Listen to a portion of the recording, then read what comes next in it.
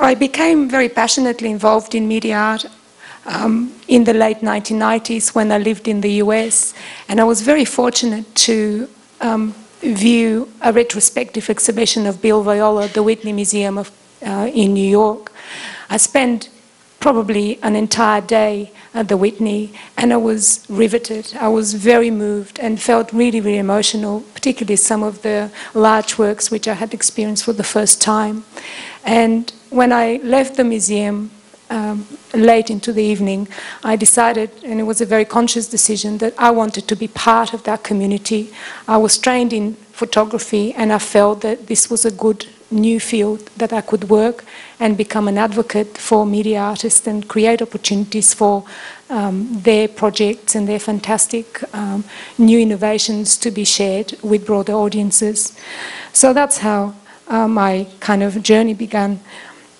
Bill came to Australia to do another show at the National Gallery of Australia, and I said to him that his exhibition ruined my personal life. After that, I have had no life of my own. It's been dedicated to the artist. He kind of smiled and sent me this message.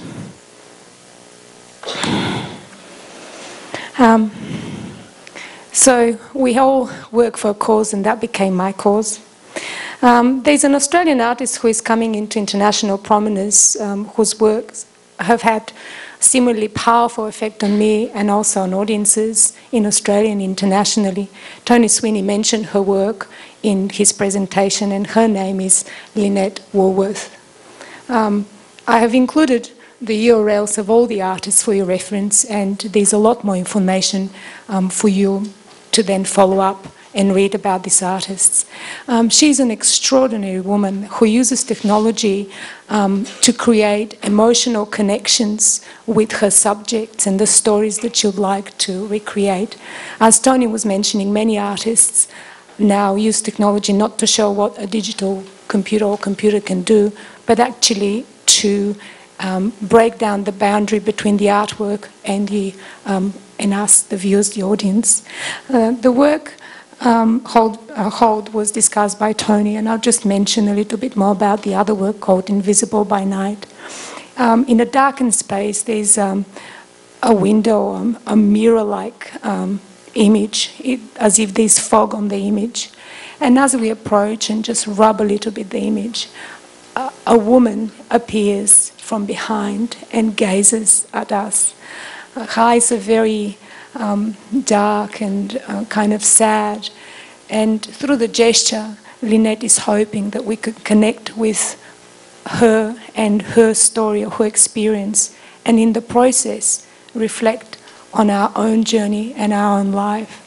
All her work is about connecting us and her subjects through touch. She's created another work called Evolution of Fearlessness, where the subject is, she interviewed women who are refugees, Australians who came to Australia as refugees, and we could connect with them or with their portrait again through touch.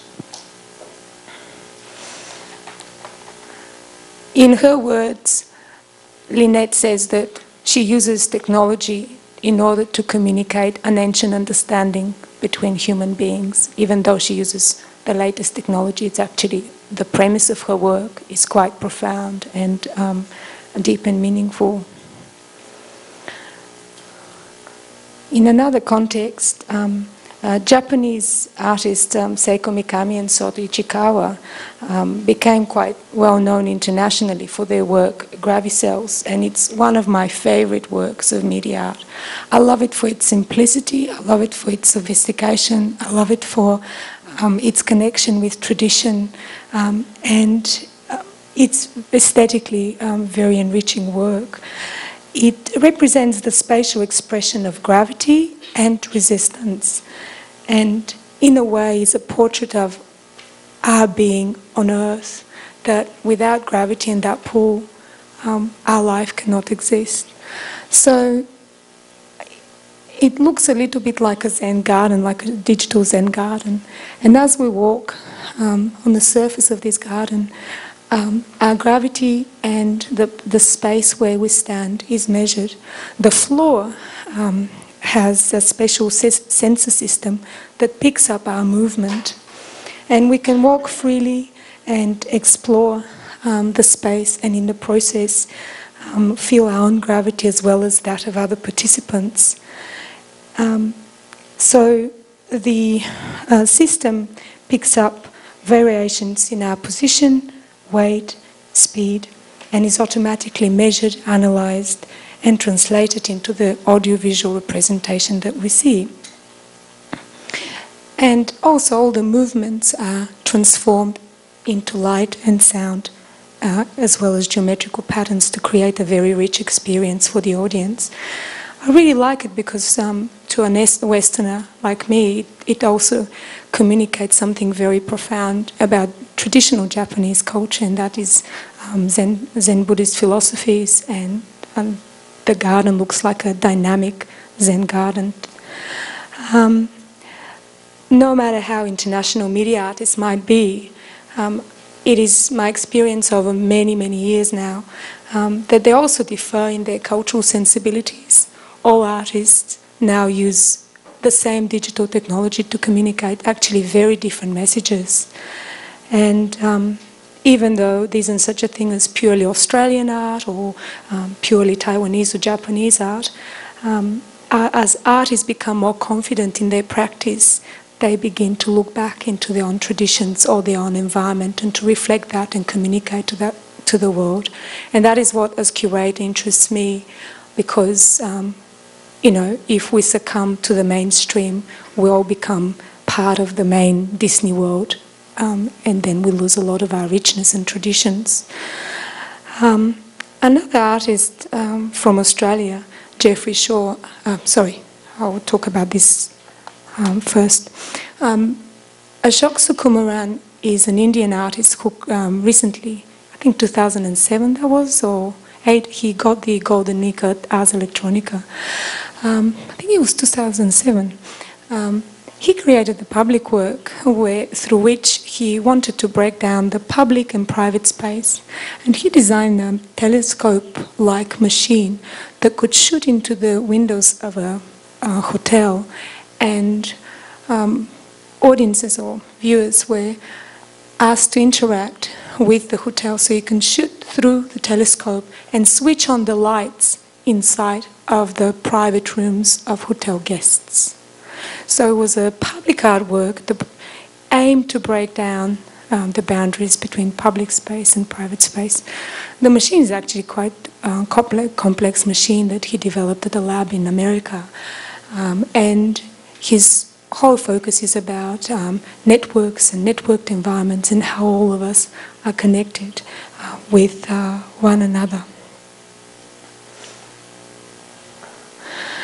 Jeffrey Shaw, Tony also mentioned him in his lecture. I wanted to talk to you about a different work. He's an Australian artist now living in Hong Kong. He's started a school of creative media at the Hong Kong City University, and he has produced many pioneering works and machines that drive the artworks. This one is a 360 degrees panoramic operating system, and was developed for the immersive experience of place. The work that I'm showing here is called Place Hampi and was researched in India at an ancient site, which is also a cultural heritage site as well as a very significant spiritual site for Indians.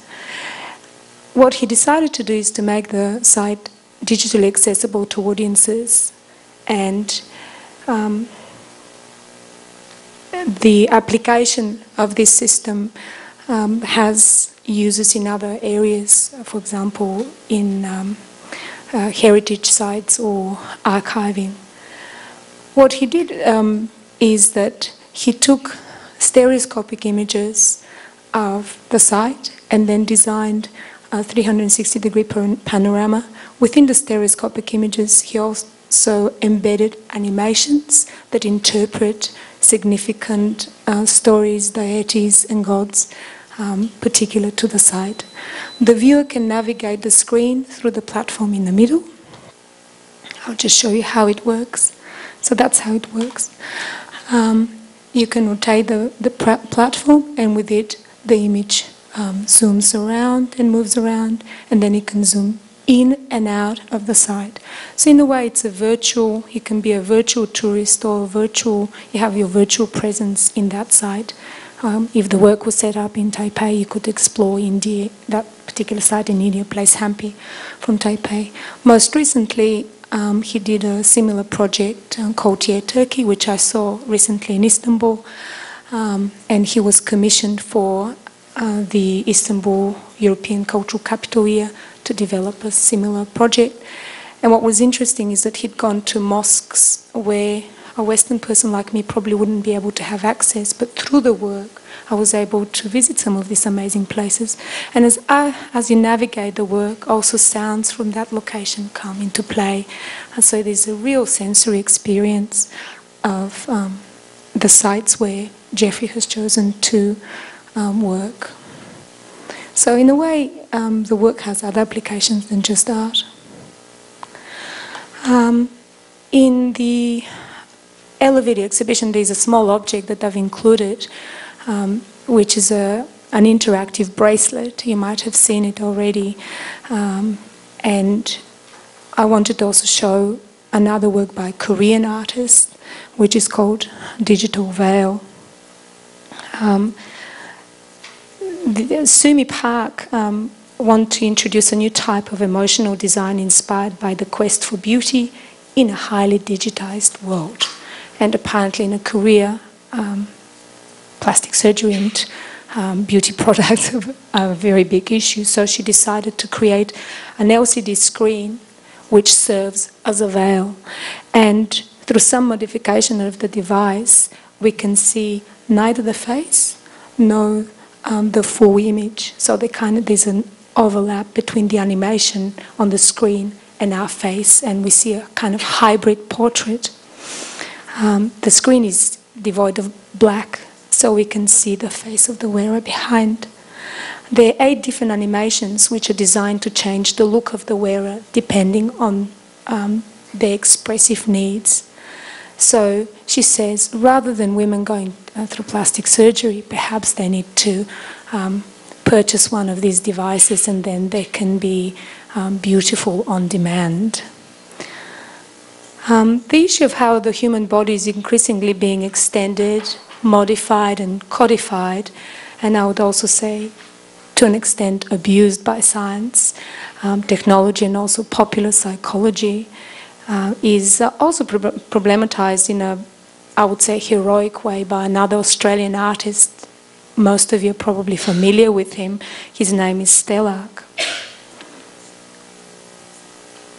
After 10 years of many attempts to develop a third ear on his face, Stellark finally managed to work with plastic surgeons in Brazil because the laws there are a little bit less restrictive than the laws in Australia. And he developed the Ear on Arm project. This project won this year's Golden Nika for hybrid art. It's a biological implant, a replica of his actual ear, and it was the replica was designed through polymer scaffold, and on the scaffold he grafted his own cells. Then he implanted that in his arm, and over time the cells grew to form the ear. Now on his website you'll see very graphic images of the actual surgery. I didn't dare show those images. For those of you who are interested in this kind of bioart, you can go and visit and explore. The process of the creating of the artwork is actually a bodily embodied process. And he really problematizes this whole notion of the modified body and body becoming succumbed to science and technology.